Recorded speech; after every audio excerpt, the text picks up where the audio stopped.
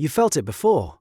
That strange morning, somewhere around the third week of becoming someone new, when the version of you that you've been rehearsing suddenly stops feeling like a costume. It just feels like your skin. And the old you, the one who doubted and shrank and apologized for existing, starts to feel like a stranger you used to know. By the end of these few minutes, you'll understand exactly why that shift happens, and how to engineer it on purpose. Let me tell you what's actually going on inside you during those 21 days. Because most people quit on day 4. They quit because the new identity feels fake. It feels like lying. Here's the part nobody warned you about. When you first decide to become a new person, every cell of your old self fights back. You affirm that you're confident. And a voice answers, "Who do you think you're fooling?" You assume the feeling of already having what you want, and reality hands you a bank balance that laughs in your face. That gap between the old evidence and the new assumption is the most uncomfortable place a human being can stand, and it's exactly where the transformation lives. So why 3 weeks? Why does the resistance break down around that mark for so many people? Think of your old identity as a path worn into a field. You walked it 10,000 times. It's deep, it's smooth, it's automatic. Your foot finds it in the dark. Now you decide to walk a different way, straight across the untouched grass. The first day, there's no path at all. You're pushing through resistance with every step, and the old groove is screaming at you to come back where it's easy. The second day, the grass is slightly bent. The 5th day, you can see a faint line. And somewhere around the 3rd week, you look down and realize a new path has formed beneath your feet. That's the law of assumption working through repetition. Neville Goddard said it plainly: assumptions persisted in harden into fact. Persisted in. Those 3 words carry the whole secret. The assumption itself takes a single moment. The persistence is the entire battle. But here's what makes the 3rd week different from the first, and it has nothing to do with magic. In the beginning, you're holding the new identity in place by force. Every confident thought is a decision. Every aligned action costs you something. You're spending willpower like a man throwing coins into a fire just to stay warm. That's exhausting, and it's why most people collapse back into the familiar. The familiar is cheap. The familiar is free. Then something quietly mechanical begins to happen. Each time you choose the new response over the old one, you make that choice a fraction easier to reach. Next time, you're laying track. You're carving the groove. The new state stops requiring a withdrawal from your willpower account and starts paying its own way. Around 3 weeks of genuine persistence, the balance tips. The new identity becomes the cheaper option, and your mind, which is fundamentally lazy and always hunting for the path of least resistance, switches sides. It stops defending the old you, it starts defending the new one. Picture the moment that happens in real life. Someone says something that would have wrecked you a month ago. An insult, a rejection, a piece of bad news, and you watch yourself respond with a calm that surprises you. You didn't perform the calm. It arrived on its own.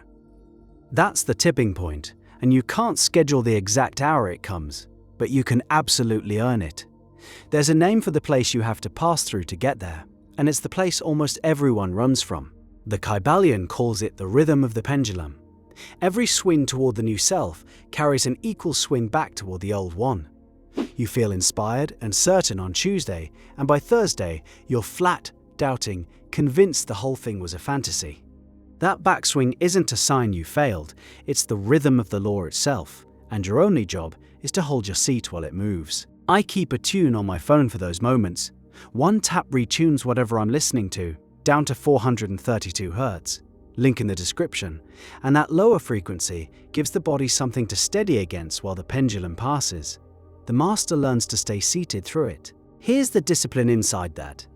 When the high feeling fades, you keep assuming anyway. You assume the new state while feeling absolutely nothing, while the inspiration is gone, while the evidence is still missing. The beginner only persists when it feels good. The one who crosses the border persists in the flat grey hours when persistence feels pointless. And those grey hours are doing the heaviest lifting of all. The grass bends most under the steps nobody enjoys taking. Now, this is where I have to be honest with you about the cost. The 3 weeks only work if they're unbroken in the way that matters. Goddard called it the mental diet, and it's a brutal discipline disguised as a gentle phrase. You can eat clean for 6 days and undo it all in one night of binging. Your consciousness works the same way. You can hold the new assumption beautifully from Monday to Saturday, and then on Sunday you spend 3 hours replaying the old story, rehearsing the resentment, feeding the very self you're trying to starve. And that single night does more than cost you a day. It feeds the old path. It re-deepens the very groove you've been trying to let grow over with grass. This is why people swear the work doesn't work. They were never persisting. They were oscillating. They built for 6 days and demolished on the 7th, then wondered why the house never stood. So what does true persistence actually require of you? It requires you to fall and return without drama. You will slip.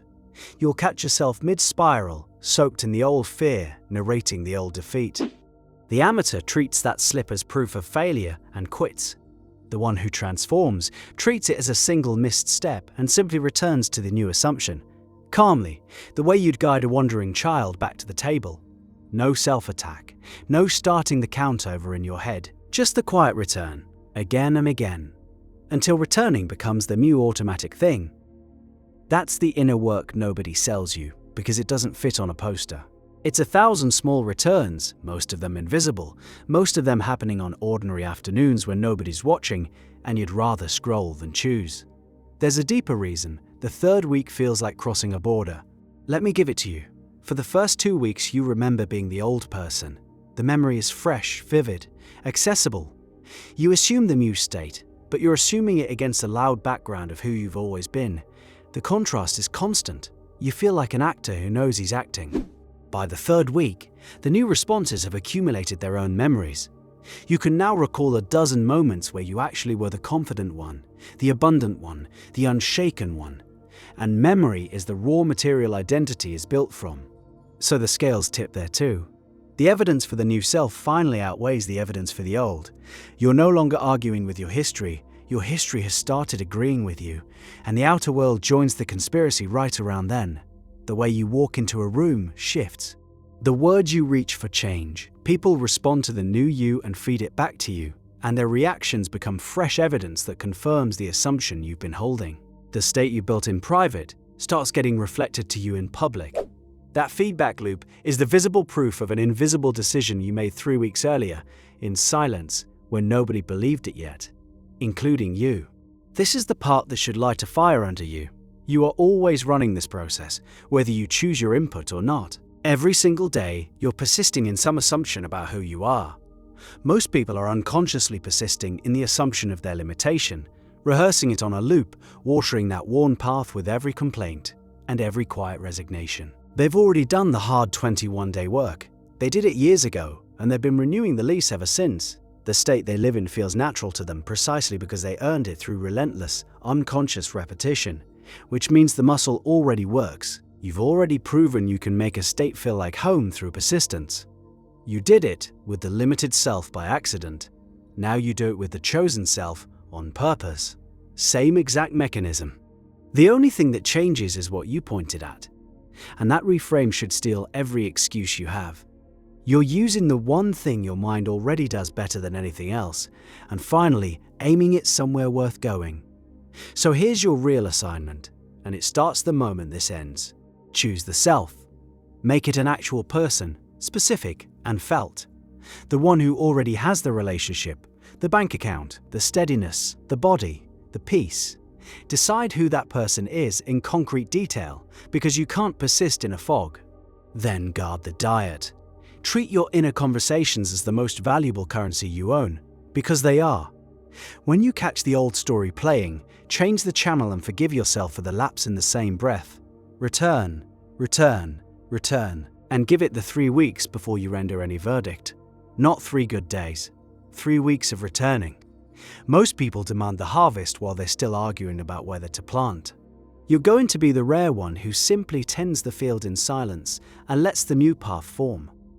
There will come a morning, and I want you to watch for it. You'll reach for the old fear out of habit, and your hand will close on empty air because it's gone.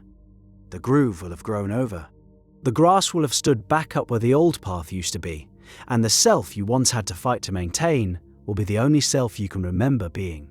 That morning is a path your own feet wore into the field, one quiet return at a time. Start walking it today. By the time the grass forgets the old road, you'll have already become the one who never needed it.